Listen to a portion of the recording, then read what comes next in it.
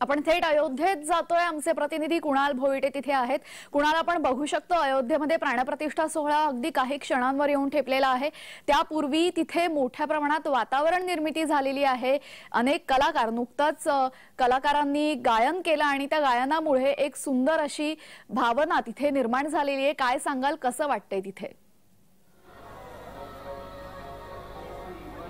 तेजल, एकंदरीत 2 दिवसापासून अयोध्येमधलं जे वातावरण आहे ते राममय झालेलं आहे। प्रत्येक चौकामध्ये, प्रत्येक गल्लीमध्ये इथे रामाचं एक गीताने सुरुवात होते। कारण आम्ही 2 दिवस इथे आहे आणि दोन्ही दिवसात आम्हाला फक्त रामाचेच गीत ऐकायला मिळत आहेत। प्रत्येक ठिकाणी शरयू नदीवर असेल, त्याचप्रमाणे अनेक ठिकाणी हे जे गीतं आहेत ती पाहायला मिळतात। आणि सगळ्यात महत्त्वाचं म्हणजे प्रत्येक रामभक्त हा वेगवेगळे काहीतरी अनुष्ठान करताना पाहायला मिळतोय। म्हणजे त्यांच्यासाठी एक पंक्ती जर म्हणायचं झालं तर हर दिल में रघुनंदन बैठे, श्रद्धा के कितने रूप है, मन मानस के चित्रपटल पर अंकित करने राम वहा, इस जग में मानव तन मिलना बड़े भाग्य का काम है, निष्कर्ष यही जीवन का मतलब एक हमारे राम है। अशा प्रकारे अनेक जे भाविक भक्त आहेत, महाराष्ट्र असेल, उत्तर प्रदेश, झारखंड, कर्नाटक या ठिकाणावरून चालत काही नागरिक जे आहेत ते आलेले आहेत। आपण जय महाराष्ट्र वृत्तवाहिनीच्या माध्यमातून त्यांना त्यांच्याशी बातचीत देखील केलेली पाहायला मिळाली। एका युवकाने तर मी मागे सुद्धा सांगितलं होतं,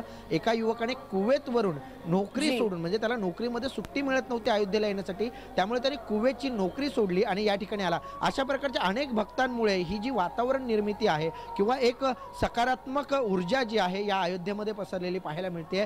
2 दिवसांपासून अयोध्या भगवी होतीये, अयोध्या राममय होतीये आणि या भक्तांमुळे, या भक्तांच्या जय जयकारामुळे ही संपूर्ण अयोध्या नगरी भाविक भक्तांनी गजबजून गेलेली आहे।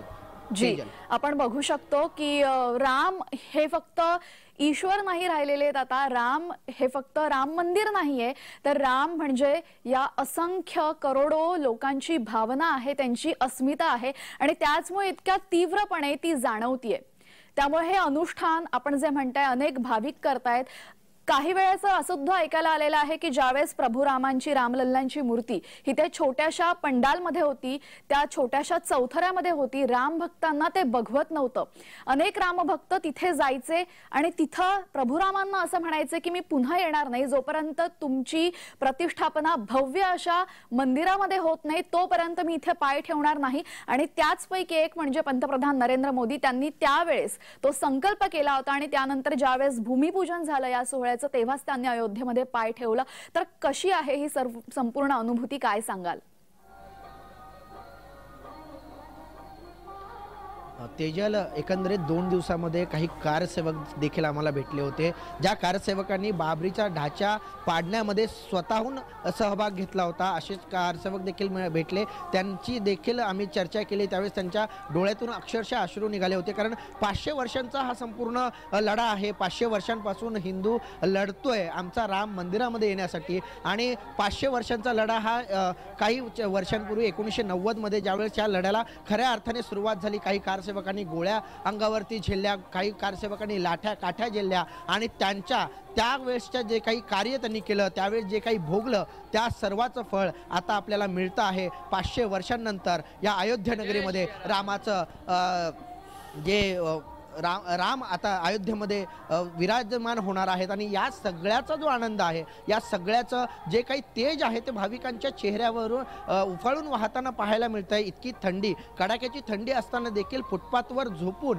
नागरिकांनी या ठिकाणी दिवस काढलेले आहेत। ज्यांना राहायची सोय नाही आहे त्यांनी फुटपाथवर अक्षरशः दिवस काढलेले आहेत। या ठिकाणी सांगायचं झालं तर मी 2 दिवसापासून 3 ते 4 डिग्री सेल्सिअस तापमान या ठिकाणी आहे। अशा तापमानामध्ये नागरिक फक्त एका चादरीच्या आधारे या ठिकाणी राहिलेले आहेत। याचं कारण असं रामावर असलेली नितळ भक्ती आणि भक्तिभावामुळेच हे जे नागरिक आहेत ते या रामाकडे आलेले आहेत आणि बरेच रामभक्त जे आहेत ते रामाला भेटण्यासाठी उत्सुक आहेत। मात्र ही प्राणप्रतिष्ठा सोहळा संपल्यानंतरच त्यांना मंदिरामध्ये प्रवेश दिला जाणार आहे। रस्त्याच्या दुतर्फा नागरिक मोठ्या संख्येने उपस्थित आहेत।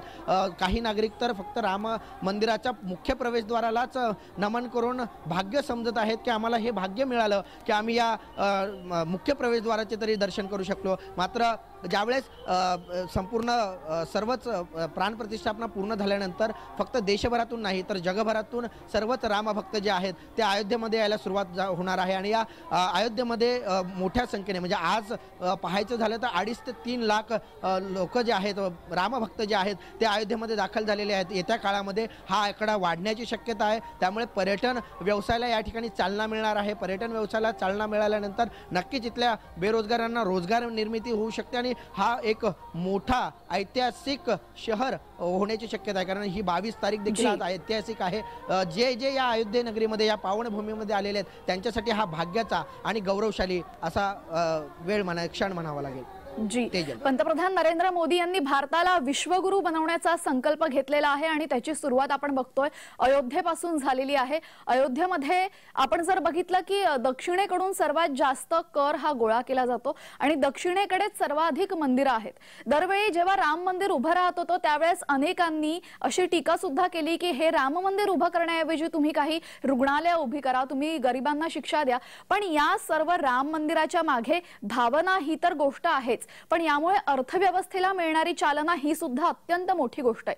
ज्या पद्धतीने मी म्हणाले की दक्षिणेकडनं सर्वाधिक टॅक्स जमा होतो, सर्वाधिक कर जमा होतो आणि त्यामध्ये सुद्धा सर्वाधिक वाटा हा दक्षिणेमध्ये असलेल्या मंदिरांचा आहे. आपण बघितलेले आहे की दक्षिणेमध्ये सर्वाधिक मंदिरं आहेत, तुलनेनं उत्तरेमध्ये मंदिर कमीत. मात्र आता अयोध्या हे आध्यात्मिक केंद्र बनण्याच्या वाटेवर आहे, जागतिक आध्यात्मिक केंद्र बनण्याच्या वाटेवर आहे. अयोध्येला इतकं मोठं स्वरूप दिलं जातंय, यामागे नक्की कारण काय असेल, काय वाटतं आपल्याला?